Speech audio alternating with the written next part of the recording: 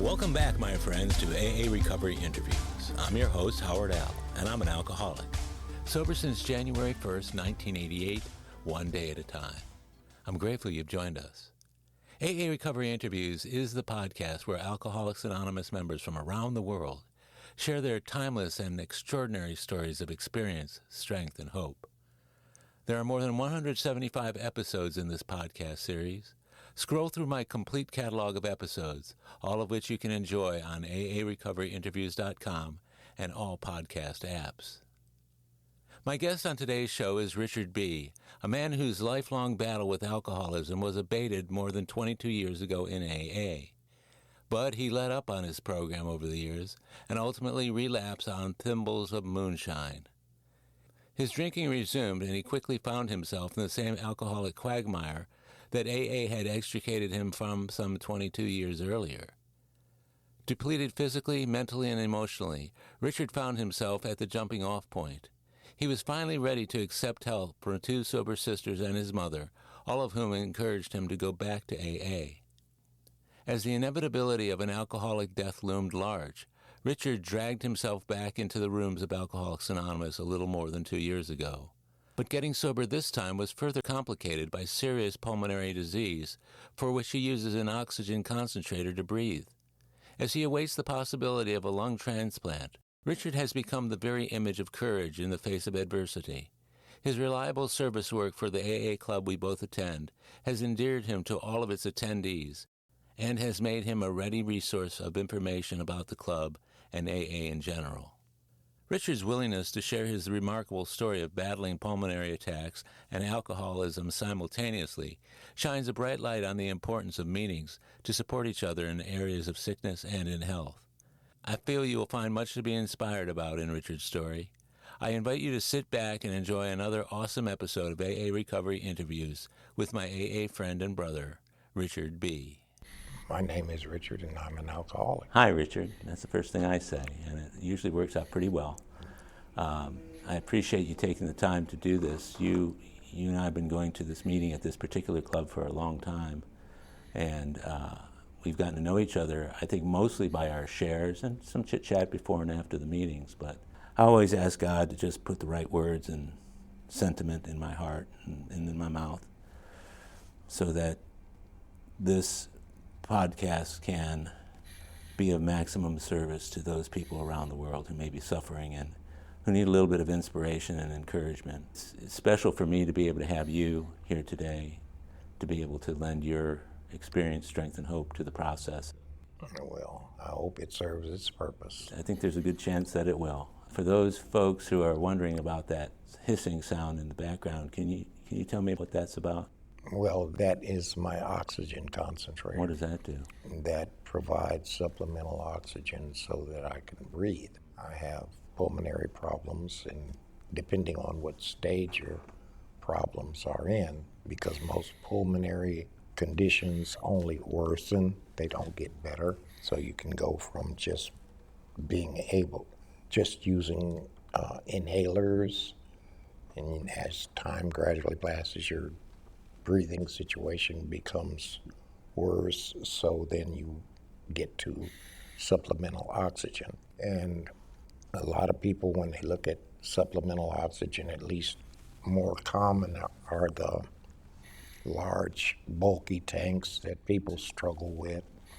Well, now they're getting to the small concentrators that are easily carryable so that you can have a normal life with all that restriction and cumbersomeness of the large tanks. I've had supplemental oxygen now for over 2 years, but the portable concentrator I just got in January after having been hospitalized with pulmonary arrest. The pulmonary arrest happened on New Year's Eve day of 2024.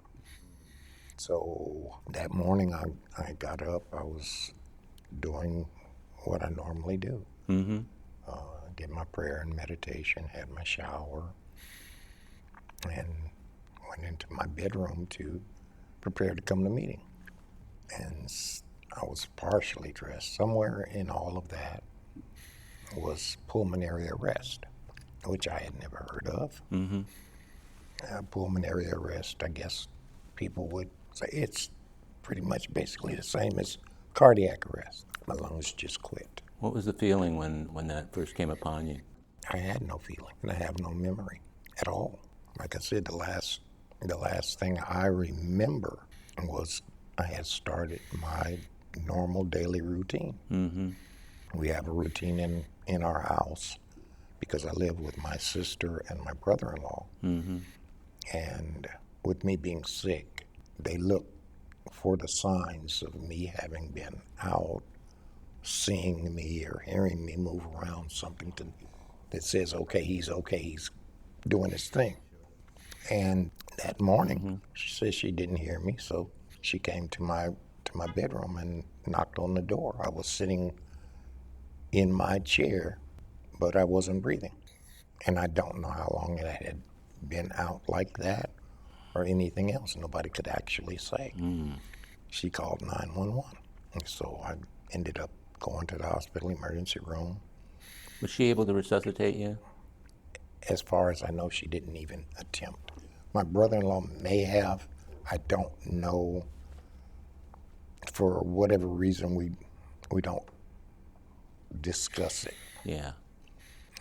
Like I said, I don't know how long it was. The ambulance, the attendants from the ambulance, I don't remember anything. My first memory after I was in a little cubicle at the hospital, hooked up and all, waiting to be put in a room. But everything is a blank. And, it affected that whole portion, but there's also some memory lapses that I have now that I didn't. And I don't know. One of the things now, I'm in pre-qualification for lung transplant. And one of the tests that I have coming up in the very near future, sometime this August, is on my brain. They got all kind of stuff that I don't understand, but in learning about this process, if there's any part of your body that might have a cancer, a tumor, something off kilter, they're going to find out. And if it can't be corrected to an acceptable degree, you won't continue, you won't get a lung transplant because there are so many people that do need this. But okay, if I have a 50%, 60% chance of developing lung cancer irregardless, then they won't give me another set of lungs when they can give them to someone else who's not facing that. The purpose of the show is to talk about our lives before we get to AA, what it was like, what happened, what it's like now, but what it's been like since you got sober. Now, how long have you been sober, Richard? Before my relapse, I was sober 18 years, and then I had a relapse, so now I'm looking at just over about 2.25. Yeah. 2.25 years. How long after you had went back out did you get back in? I'd say 7 years. 7 years, okay. So there was this hiatus in the middle there somewhere. From my point of view, I'm grateful that you made it back, because a lot of people don't. I'm grateful that I made it back, that I got over myself. It's when you have a relapse and you know this program, you know what this actually means to your life. I think when you have that relapse, the biggest problem, at least for me, was coming back through that door. Yeah, that itself was just something I didn't want to face. I felt like a failure. I felt the shame. But it's like, even though you're out there and you're drinking, drugging, whatever it is that you're doing, it still sits on your shoulder. You know this ain't what you're supposed to be doing. You know where you belong. Yeah, I get it. You know where this is going to end up. So it takes getting over yourself. Getting just like when you first start out, the pride, the ego, all of it has to be smashed all over again. Yeah, it's interesting what we learn when we come in, that if we're going to slip along the way, it seems like we're progressively forgetting it. I wanted to kind of rewind a little bit because, we get to a point in your story that's really important. Several points. First is when you first got sober, 25, 27 years ago, whatever it would be when we add up the time. You're sober for 18 years, and you slip for 7, then you come back in, you're going on 2.5 years. Let's back up a little bit to what was your life like when you were a kid growing up? What did you know about alcohol and alcoholism, and what was there in your family that might have predicted that Richard would become an alcoholic? Well, let's see. When I grew up, everyone either drank or drugged or did both. My mother was an alcoholic. My father was an alcoholic. Mm-hmm. My mother never came into the rooms that I know of. My father, I can't say. My mother left. They separated when I was very young, so I don't think he ever went in the rooms either. And in the environment that I grew up in, everyone drank and or drugged. Yeah. My mother, I'm the only boy out of 6 children. And my mother, it sounds harsh, but she farmed me out. She gave me to her aunt and uncle, my great aunt and uncle. They didn't have children.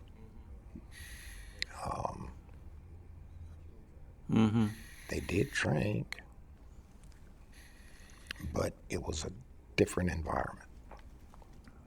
Whereas my mother and her friends partied, and it was 24/7 going on. Well, my aunt, she was a domestic. She went to work every day. My uncle, he was a gambler. He made his living playing cards. And I knew nothing about that. And when he got ready to go to a poker game, he'd just say, "Okay, son, it's time for me to go to work." Because we'd be watching TV on a pallet in the TV room. "It's time for me to go to work. You got to go to bed now." "Okay." How old were you when that kind of stuff was going on? I think they took me when I was like 4 years old, because I was with him before I started school. And my backyard then was Hollywood Park Racetrack in Inglewood, California, because we would go to the races every day. So you grew up in L.A.? Oh, sure. And he would take you to the horse tracks when you were 4 years old? Until I started school, I went to the track every day. And when they weren't running at Hollywood Park, we went to Santa Anita. Sometimes we drove down almost to San Diego, to Del Mar. I mean, he was a gambler. He was a street man. That's how he made his living. He booked horses. But he had his nephew in tow with him the whole time. Yeah. What was that like for you? I didn't get to be around other children so much until, when I went to the track, all the kids got together and did their thing. But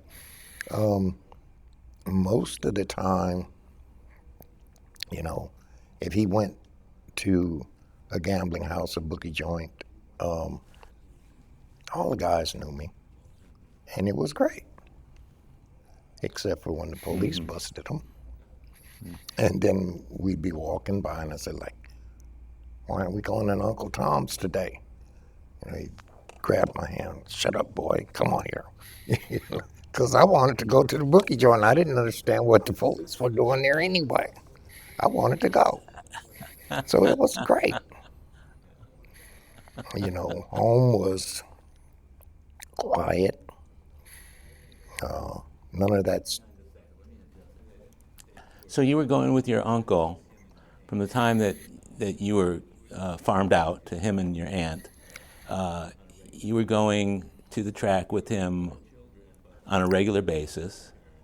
You were around other children, but only by virtue of their parents or parent bringing them to the track. And you said it was great. What was great about it? Was it the environment? Was it the not having to go to school? What was going on there? When it came time to go to school, old enough to go to school, I didn't miss a day of school. Okay, so you went to school. You weren't. So him taking you to the track happened mostly before you went to school. Yeah, and on maybe the weekends when I was off. But no, you went to school. Yeah, good. That's a good thing. He didn't have an education. My aunt didn't have an education. I didn't know until I was in my teens he couldn't read or write. He could count, but he couldn't read or write. He sent me to the store, so he said, go get some butter. And the store was right there at the corner. If I went to the store to get butter and I got the wrong thing, he said, no, you got to take that back. He couldn't read or write. How did he know? Everything was by the logo. Uncle Ben's rice, Aunt Jemima pancake, Imperial margarine. You knew what to get by the picture. Did you assist him as you got older and learned how to read and write yourself? Yeah. What was that like to have to do that? In the beginning, like I said, I didn't know for a long time. Yeah. He would look at the bill. He could see a bill. Yeah. He knew the numbers. Yeah. And he matched that and that, say, here, go take care of this. Then as I grew older and understood what was going on, then I took more responsibility in it,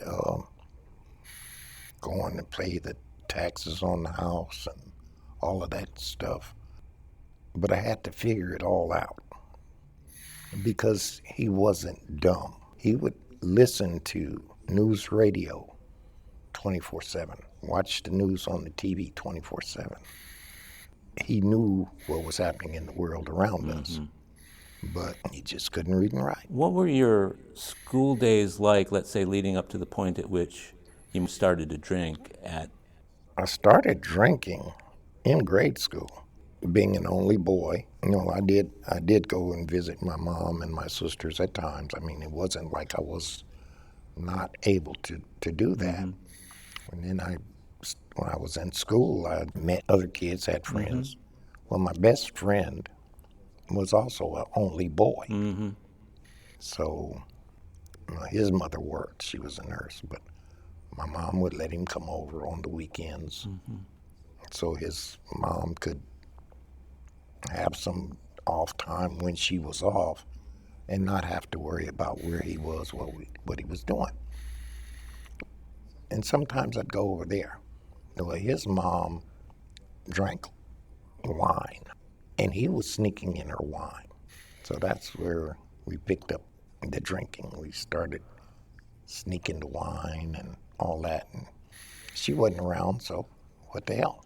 And then we started drinking at my house, which there was plenty of alcohol. Yeah. And my mom, her thing was, you can't go out.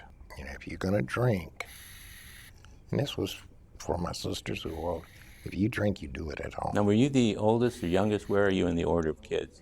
I'm the youngest. So is it safe to say your mother had already gone through certain behaviors with your sisters that then she learned from to impose upon you?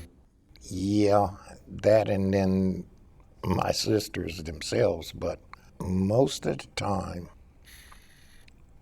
I wasn't around them. I got to be around them sporadically. Because you were living with your aunt and uncle? Right. So it only happened infrequently, but it was totally different, and we liked to drink it. Did any of your sisters battle with alcoholism or drug addiction? They did. They had their deals with drugs. Yeah.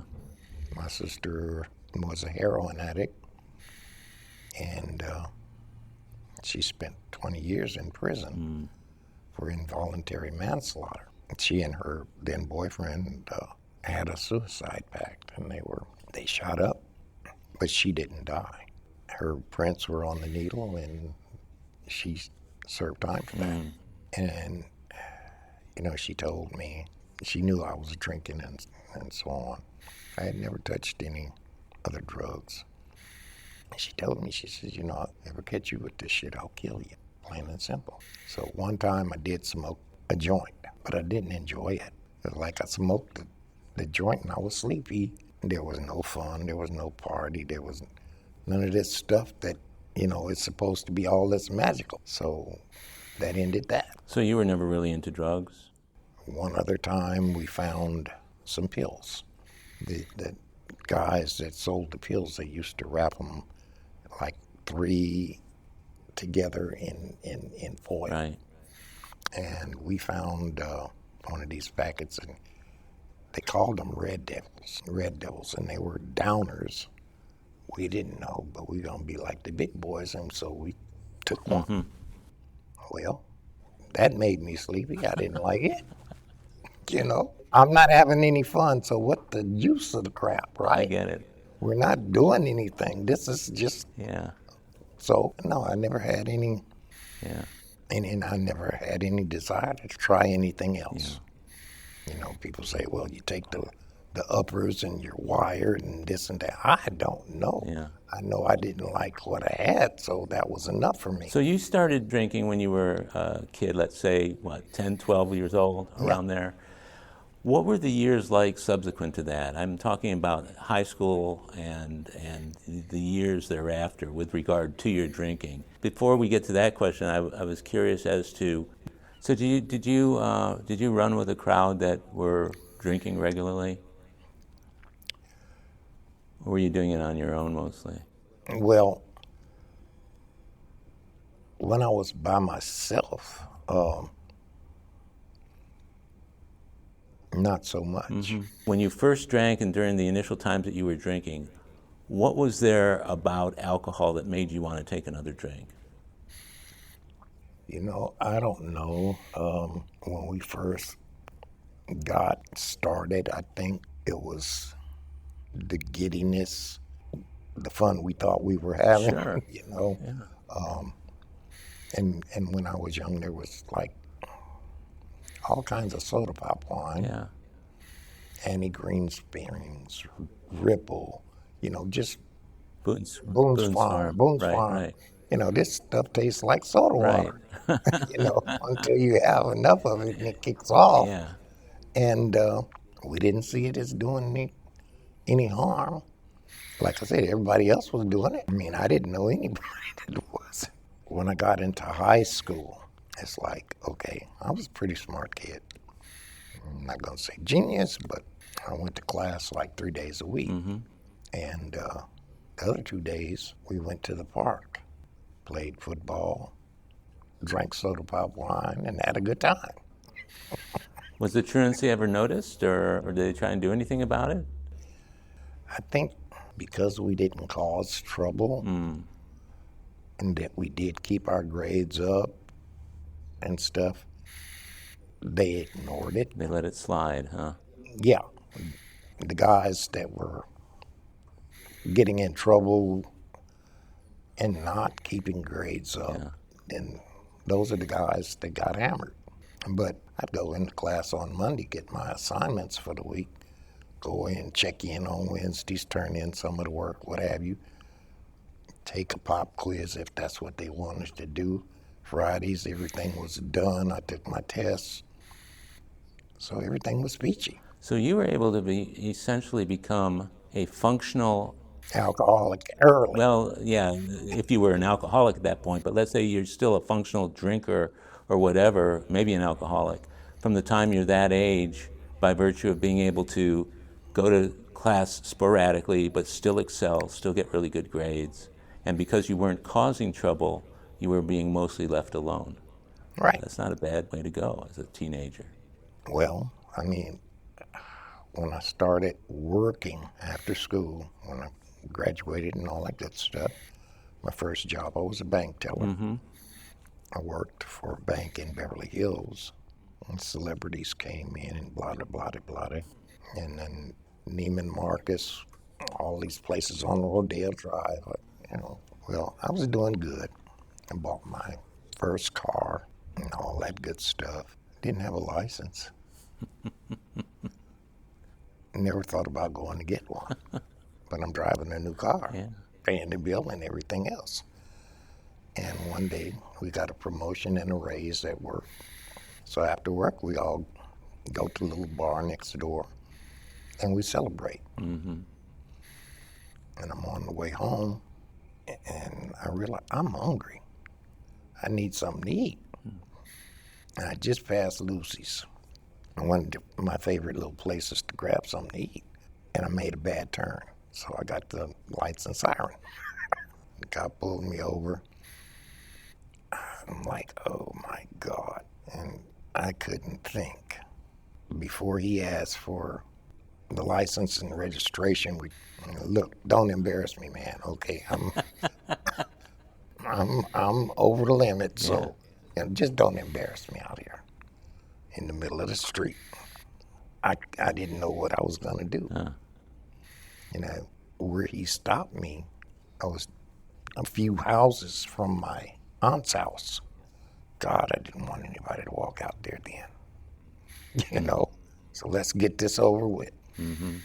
He called for a car, and they took me over to the station, and I was scared to death. I don't know what to do. I've never been in any trouble. So the dude says, well, you're going to go before the judge in the morning. I said, okay, what happens between now and then? And he says, well, they're going to keep you here and they'll take you to court tomorrow. Before that man left there, he brought me a drink. The cop that arrested me. He brought you a drink, like alcohol? Yeah, he didn't bring me no soda pop. He brought me a drink. Did they have a field sobriety test for you to take where you were in the car and everything, or no? I didn't do any of that. When I told him, hey, look, I already know. So, don't embarrass me, don't do this. When the guys came with the car, because he was on a motorcycle, the guys came in the car to take me, and they were going to handcuff me. He said, no, just sit him in there. He ain't going to do nothing. Just leave him alone. Did you have other people in the car with you when this happened? No. Okay, so you were alone. Yeah, I was on my way home. On your way home, a few houses. Your aunt, fortunately, doesn't come out the door and see anything going on. They take you downtown, but you're allowed to ride without handcuffs. You go into the jail. The cop brings you a drink in jail. You've already been drinking up to this point. Yeah. So what happens when you get to court the next morning? Well, the judge says, you look like you're a pretty intelligent young man. You have a good job. You have a new car. You shouldn't be drinking. But right now, before we go any further, I'm going to give you an opportunity to go get a driver's license. And they let me out of jail.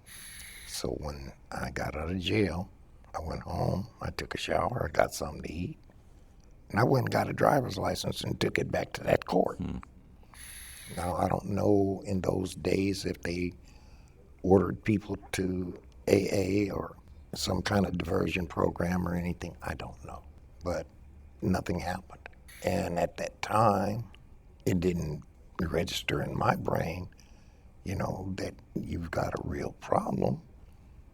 So I thought about, okay, if you're going to drink, when you decide you're going to drink, don't go driving. Even to this day, and they can go back on your license for years. That incident never showed up on my record because I didn't have a license form to attach it to. I'll talk about dodging the big bullet. So everything that had happened to you during that episode, You never really put the action together with the consequence. No. Never connected the two. No. We'll be right back. My friends, if you're enjoying AA recovery interviews, I invite you to check out my latest audiobook, Alcoholics Anonymous, the story of how more than 100 men have recovered from alcoholism. This is the word-for-word, cover-to-cover reading of the first edition of the Big Book, published in 1939. It's a relaxing yet meaningful and engaging way to listen to the Big Book anytime, any place. Have a free listen at Audible, iTunes, or Amazon. While you're there, search for my other audiobook, Lost Stories of the Big Book, 30 original stories from the first and or second editions missing from the third and fourth editions of Alcoholics Anonymous. It's an engaging audiobook that brings these stories to life for AA members who've never seen them. These timeless testimonials were originally cut to make room for newer stories in the third and fourth editions. But their vitally important messages of hope are as meaningful today as they were when they were first published. Many listeners will hear these stories for the very first time. It's also available from Amazon as a Kindle book or in paperback if you'd like to read along. You're going to love it. And we're back. When was the next time that drinking got in the way for you? And what was your life looking like after all this? What was it unfolding to look like? Well, I guess as time gone on, the drinking progressed. But I managed. I went to work every day. Mm-hmm. I drank every day, but I was able to work and handle my business. I had my own place and taking care of myself and all of that. Had a few relationships that weren't so terrific, but it seemed like I was still able to function. So then I left California briefly and went to Mississippi, and I was working, drinking, still somewhat able to manage. Mm-hmm. And I was in a relationship with a young lady I thought I was going to marry. Well, she decided that she wanted to quit school, and I didn't think that was a good idea. She was in college? Yeah, she was in college, and I was working and everything else. We had a little place and everything, and it's like, okay, I go to work every day. You need to go to school, not for me, but for yourself. You know, I'd given up on school at that point. I wasn't really interested in going back to school anymore. So, but I thought it was good, and she was good in school. But she liked to drink and party. And when I saw that there was nothing I could say or do, I said, okay, well, I think we need to break up here. Because even though I could easily spin off, things with her were really out of control. So we broke up. Yeah. And I was sitting in a little bar, cafe in Mississippi, which in this town, it's dry on Sundays. And we could have beer, but, you know, there's ways to get your under-the-table liquor. So I'm waiting around to get in touch with somebody so I could get something, get the dog off me. Mm-hmm. And I didn't know she was in the place. And she whacked me in the head with a beer bottle. She was drunk at the time? No, she wasn't, and I wasn't either. Came up to you and whacked you in the head with a beer bottle? Well, I didn't see her. She came from behind me. No. Yeah. Wow. And then she struck out running. She ran out the club, and she ran through a plate glass window into the liquor store. Oh. And I was chasing her. I was angry. I was upset. I never put my hands on her. Yeah.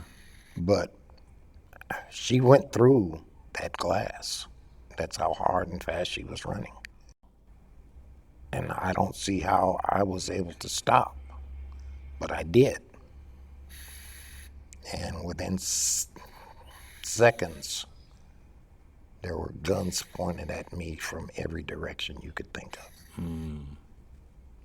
Because people automatically thought that I'd put her through that glass.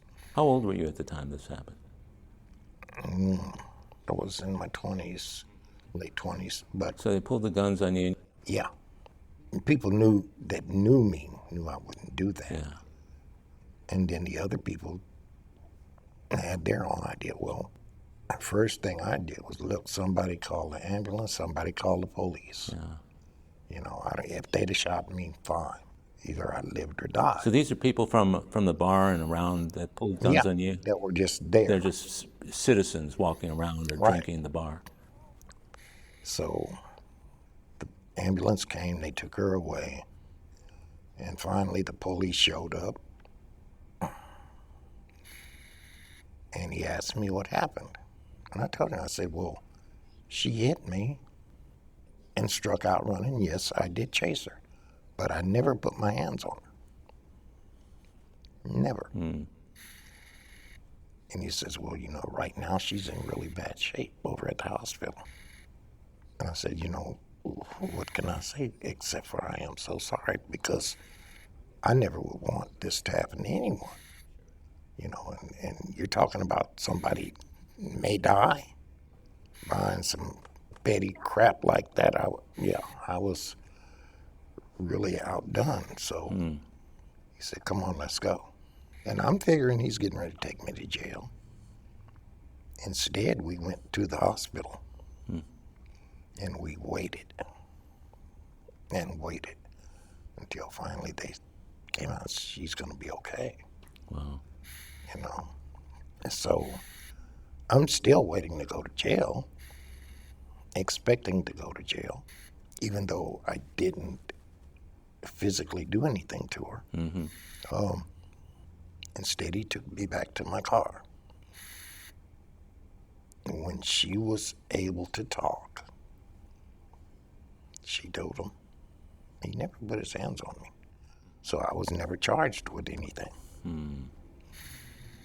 Never. But at that point, I can die here, you know, or I can spend the rest of my life in prison, one or the other. It was a toss-up. And you would think that would stop the drinking. So again, you didn't put two and two together, but you got out of it pretty much unscathed, without any sort of record, without any kind of legal entanglements.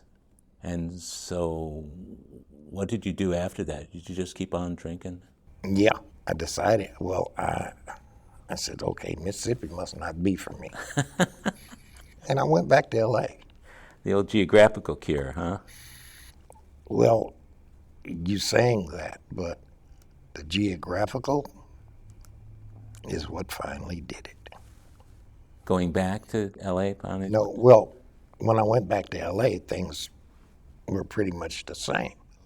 But I think, you know, like I said, my mom was an alcoholic, but I think my mom realized that I would never get sober in that environment back in LA. After I had a bad episode, and then my mother, you gotta go, and she sent me here. Now, this is your mother who sent you? This isn't your aunt? You're talking about my mom. Your mom. So you were living with her when you went back? I was living on my own, but my sister's here. I had, at that time, 2 sisters here that were clean and sober, and everything was good. Okay. My mom just, you know, okay, we can't do this any longer. So in the midst of her alcoholism, your mother's alcoholism, She knew enough to tell you to go live in the city where your 2 clean and sober sisters are living. That was her answer. Like she didn't say, go to AA, you got to go to AA, or. It got the ball rolling, didn't it? So, yeah, that's how I got here. Can you kind of walk us up to the days prior to you stepping through the doors into AA? What were those like, and what was your turning point along the way that finally made you say, I gotta do something? Well, when my mother came up, the incident that led her to that, I believe, I was seeing a therapist, and they were giving me this medication, but the medication made me feel like a zombie. I hated it. I couldn't think for myself. I just, I was reduced to nothing. And so that made me want to drink more. Because when I had that drink, I would either go to sleep or be more at peace with myself. But just the feeling that I got from the drugs, I couldn't, I just hated it. One day, because I think, see, that's my mother tried, along with this therapy business, a controlled drinking experiment. So I was allowed a half a pint of vodka in the morning and half a pint at night. Then things went off script. Isn't that still like 16 ounces a day? Yeah. When this weird opportunity presented itself, because at that point my finances, they were controlling everything. And these are your sisters and mom who are controlling all this going on with you? My mom and my older sister. But a friend gave me $50 for my birthday. They knew nothing about it. So I'm going out for a walk. And I walked to Save On drugstore and got me a half gallon. Oh, no. I had the money. I wasn't stealing, which I didn't, I didn't do stuff like that, but I had this extra whiskey.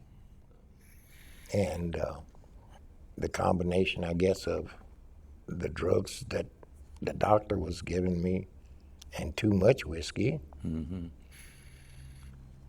they say I tried to kill myself. No, that was not a thought in my mind. Consciously to hurt myself or anybody else. I wasn't planning, oh, well, we're going to do this, that, and the other. No. But they said, because I woke up in this, it wasn't a rehab or treatment center. It was kind of like a board and care. They said I had tried to burn down the apartment. I was the only one home. And this was after that gallon of whiskey? Yeah, well, I didn't drink the whole thing, but I had put a big dent in it. Yeah, I was off the rails completely. What do you mean burn down the house? I wouldn't do something. You're crazy. And so my sister handed me the remains of my driver's license that was burned. Okay, so I guess I did. I don't remember doing this, but here's the proof. So you were blacked out? Yeah. And I stayed in that board and care a couple of weeks. And they never took us like to an AA meeting or anything, but there was another guy in there, and he talked about AA meetings, and he talked about the Bible, about Christianity, and all of that. And so when I did leave that board and care and went home, that's when Mom says, okay, this is what's getting ready to happen.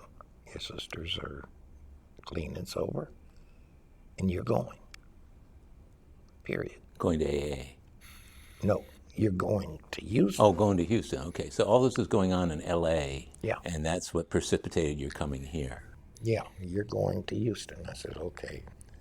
So that was 97, Halloween. They put me on a plane and I got here. And at first I didn't go to an AA meeting.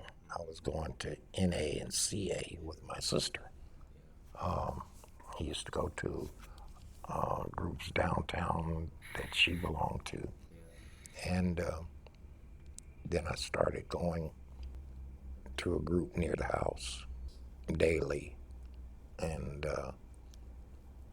on Sundays, I would go make my church service and go directly to meeting. And he used to call me the little Bible thumper. Okay, you can call me whatever you want. Yeah. You know, I'm going to be in this meeting. It doesn't matter. Getting started with the steps, admitting we're powerless, you know, believing that there was help. I needed. I believed in a higher power all my life. It's just that higher power, my perception of that higher power had to change. But when I got here to AA, I was desperate. And when you're tired of getting kicked, it's easy to dig in and get it. Sometimes I wish it didn't take all of that. I mean, you know, Yeah. but it takes what it takes. It takes what it takes. That's what they tell us from the very first day. And it's just like when it came up to a relapse, I don't know. I wasn't attending my meetings regularly, wasn't doing church regularly anymore. How had AA changed for you, Richard? I mean, people get to AA, they get involved, they stay sober, maybe for years, and you stayed sober, you said, for 18 years during your first foray, right? Well, basically I only did that one group. Okay, so you weren't vested wholeheartedly in the program? I mean, I went to conventions. I still went to some of the functions with my sister at NA and CA. Yeah. But I didn't get out very much. I wasn't, you know, a social butterfly. I didn't have a car. I didn't have my own transportation. And I don't know, but that's been something about me all my life. If I don't have my own way, it's hard for me to go. So when you got to AA in 97, you got a sponsor and you started to work the steps? Yeah. Do you recall when you started kind of moving away instead of moving towards AA? No, you know, my mother died in 2007, and I'm not going to say it was because Mom died, because when my mom died, I didn't drink. I didn't desire to drink. You were still sober? Yeah, I wasn't just angry or despondent. I didn't try to I think I was at peace. I was at peace when my mother passed away, working, managing, doing what I was supposed to do. I was still attending meetings, but I slacked off. That sense of peace that you're talking about, was that influenced by AA when you were dealing with your mom's passing and you were at peace with it? Was it because of the work you were doing AA that allowed you to be at peace? Well, my mom, because of the drinking and Yeah. she had a laundry list of troubles as far as her health goes, and she the doctor. She had a bunch of them, but they were her cardiologist, was a very caring man. And one day he told us, look, pretty much as far as medical science, we've done as much as we can do. So now is the time. Yeah. All you can do, and the best thing to do, is try to keep her comfortable and happy. I'm not going to say she's going to pass away tomorrow. He didn't put a time on her like, some people with cancer diagnosis or anything like that. I had time to get this in my brain and in my heart. Okay, so what do I do? Keep doing that which is going to keep her happy. And she was great with me being sober. You still get a little cranky. She'd hear me go off a little bit, say a cuss word under my breath, and she'd get after me about it. Now, that ain't okay, Mama. Okay, but see, I can't separate my higher power from AA. I can't separate God from AA. Yeah. I can't separate AA from God because I know what I do know. A lot of people don't feel that way, but one's not going to work without the other, and you're going to be sober. It's just not going to happen. It just ain't going to happen. You came down to Houston, you were doing AA, your mother passes away, and this is in 2004, did you say? My mother passed in 2007. Okay. And you're still sober at this point? Yeah. And I don't feel like I was like white knuckling it, but I think that the disconnect was happening, the complacency, I don't know, because I didn't drink until 2017. And, we went to Gatlinburg, Tennessee for a family reunion. And I'd been around alcohol. I'd attended functions. I never put myself purposely, blatantly, I didn't go to bars or stuff like that. I'm bulletproof or anything, but Gatlinburg is a whole different environment. And that's where I took a drink, and it's like, I don't know how your mind rationalizes it, because you go into these places where they sell this legal moonshine, and they have all these varieties, and it's little bitty thimbles, not big as your baby fingernail, really. You've seen ladies sewing thimbles. Well, they set them out and they give you these little shots and these little thimbles. And it's like, I just lost it, and I did it.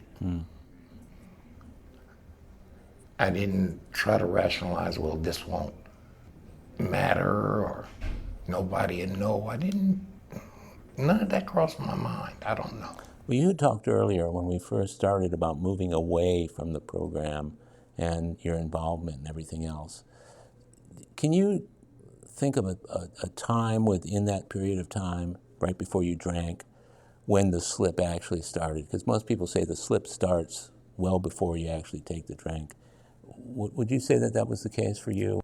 I can't pinpoint it. I don't see any single event, because like I said, when my mother passed, I had plenty of time to prepare in my heart and my mind. This was happening. So 10 years later, after your mother's death, and you take that first thimbleful, were you going to meetings all the time? Were you active? Were you sponsoring people? Were you doing service work? Or was there a deficiency in any single part of your program? Yeah, it was. Well, in 2017, I was disconnected from the program, from my higher power. Here in Houston? Yeah. Yeah. What did that look like? I mean, were you still talking to people in the program? Did you still have a sponsor? What were the things that were missing? No, the sponsor that I had went out, so I was without a sponsor, and very, not very much communication with people in the program at that time. I was working, staying sober. Were you enjoying your sobriety at that time? Yeah, I mean, I wasn't thinking about drinking at all. It just kind of disappeared. Yeah. I don't mean to imply with the question that there must have been some major turning point, because I think for a lot of people who do slip, it's a very gradual occurrence and one that they're not anticipating even happening. It's like, what happened? Yeah. What really happened? And you go over in your brain over and over and over, and I can't pick out anything, any incident that was so horrible. Or You went out for 7 years, though. When you first took those drinks, that kind of just occurred, as you said. Once you had taken those drinks, had you decided at that point that you'd blown your sobriety and like you gave up on sobriety at that point? yeah, pretty much. It's like, okay, so what's the use? It's whatever happens, So happens. then you're out for 7 years. Well, yeah, and had some further health issues that I didn't understand, and I kind of faulted the doctors for a lot of it, because there was a botched procedure that could have killed me, and so on and so forth. And it's like, wait a minute, but you know what? Even through all of this, you have to do what you know you need to do for yourself, because the drinking is not going to help any of it. So this is what you're thinking at the time, towards the end of your slip. Yeah, you need to get back, because you're not helping you. Yeah. It's only going to get worse. It's going to be what it was, and I didn't want that. What were you thinking right before you came back to your first meeting after that slip? Well, when I first came back, I got to do what I need to do for me. And nothing is going to get better as long as I'm drinking. Mm-hmm. You know this. It's going. The thought is in your mind. You know this. So do what you need to do. Get your butt back to AA. Get real. Get honest with yourself. It's like starting all over again. Okay, I'm weak, I'm powerless, I'm defenseless. I have to surrender. I have to, whatever happened That's true. to cause the slip, I can't keep dwelling on that either, because the longer I play with these strange ideas and what caused it, what if, the longer this stuff plays around in your head, you're still not doing anything. So when I first decided I was coming back, I looked on my computer at home. Uh-huh. And it had some old, outdated information about where some meetings were, especially over in my area, because I live in. And there are no meetings. And the meetings that I thought was in A-Leaf, they're gone. The information that they had on those churches, they weren't having any meetings any longer because of COVID. I went to this one church, and the lady said, well, we haven't had a meeting since COVID. So then I went to another one. Oh, we only meet on Tuesday night, once a week. No, this is not going to work for me. And I went to this other meeting that was supposed to meet every day, Monday through Friday anyway. And I went on a Friday, and the only person there was the groundskeeper, the maintenance man. He says, oh no, they don't do anything on Friday. I said, well, it says Monday through Friday. Monday, yes. No, Friday, no. Okay. I said, what the hell? And I said, I'm not going to give up. And it wasn't on the meeting guide, because I didn't get the meeting guide until after I got. But when I found the club. This club that we're sitting in right now. Yeah. It was like, okay, this club and a couple others that are close. It's like, well, that's kind of a distance from where I live. But my little piece of car, because not this car that I have now, but I had another car, and it was quite the piece of car. It was a fishing car. And so I said, well, we're going to try it.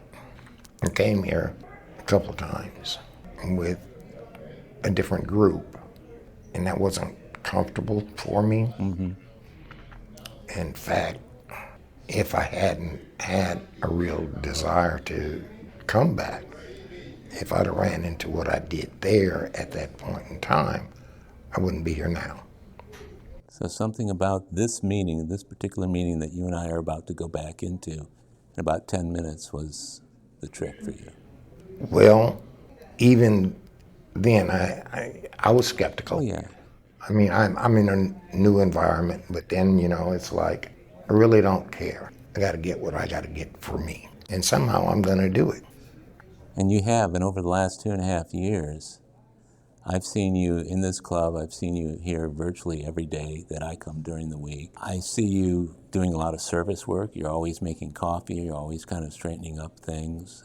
You were opening and closing the club on weekends when we needed someone to lock the door. I think the fact that people came to visit you and were there for you when you were in the hospital, I think, people don't just do that for people they don't know and care about. So somewhere along the way, you ingratiated yourself to this group. And is it safe for me to say that you feel comfortable in your own skin when you're sitting in the meeting here? Definitely.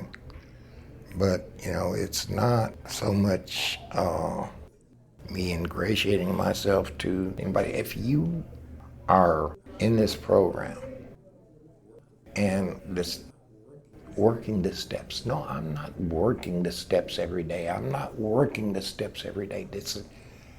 Working implies something that I really don't want to do. I'm living the steps. And there becomes, in the beginning you're working the steps. You have to learn. But living the steps, the principles become your way of life. Principles before personalities. We're sitting down here together right now doing this. 6 months from now, you might say, that Richard, he's a dirty scoundrel. Who knows? Principles before personalities. Men of God, the clergy, they fall from grace. They're public disgrace. That don't change. That's a beautiful way to think about it, Richard, and the fact that you are now so involved in this particular club and this particular group, I think says a lot to the potential for future success, even given your health situation, your physical health situation. Your spiritual connection to me seems like it's pretty darn strong as a result of doing the work in this program, living the work in this program. Well, you have to strip away a lot from organized religion to get to the real. We've gotten pretty good at doing that in AA because it's necessary. Because people who slip, people who don't make it, somewhere along the way they decide they can turn with the work that they've done over in AA over to something else, and the something else almost never pans out. So it's marvelous to see how it's worked for you. I had never heard your entire story, and I find many parts of it fascinating, very inspiring, very encouraging. And my hope for you is that you stay as active as you can be, and because there's a whole club full of people here who love you and who care a lot about you, because you've taken the time to get to know them and to get to know the meeting and to become a part of the service function of this club. And I mean, if there was ever a demonstration of somebody working and living the program, it's you in the way that you're doing that. And I really want to thank you for doing this interview. I think it's going to make a big difference, and whoever listens to it, we don't know. I mean, if it helps one person, though, right? Right. If you're struggling, just don't give up. Don't give up. You don't give up on God, you don't give up on yourself, and you don't give up on AA. It takes all of them for you to be okay. You can't check out on yourself. So that means you have to stay involved. You have to do the work. God's going to be there, AA is going to be there. But if you don't get involved yourself, if you don't stay involved yourself, nothing, God nor AA, is going to help you. Yeah. What a beautiful way to end this, Richard. Thank you so much. Thank you. Well, my friends, that's it for today's episode of AA Recovery Interviews. Thank you for tuning in. If you've enjoyed the interviews in this podcast series, will you do a little service work by spreading the word about this rich and meaningful listening experience? This show is another helping hand of AA we can all extend to alcoholics everywhere. AA Recovery Interviews is available on Apple Podcasts, Spotify, YouTube Music, and all other podcast providers. Or visit our website, aarecoveryinterviews.com, where you can listen to every episode of AA Recovery Interviews. And if you want to contact me directly with any comments or suggestions, simply email Howard at aarecoveryinterviews.com. Please also take a minute to leave a rating and review wherever you get your podcasts. By the way, this podcast strictly adheres to AA's 12 traditions and all General Service Office guidelines for safeguarding anonymity online. I pay all production costs, and no one receives financial gain from the show. AA Recovery Interviews and my guests do not speak for or represent AA at large. This podcast is simply my way of giving back to AA that which has been so freely given to me. The next episode of AA Recovery Interviews is on the way, so keep coming back. It'll be here soon.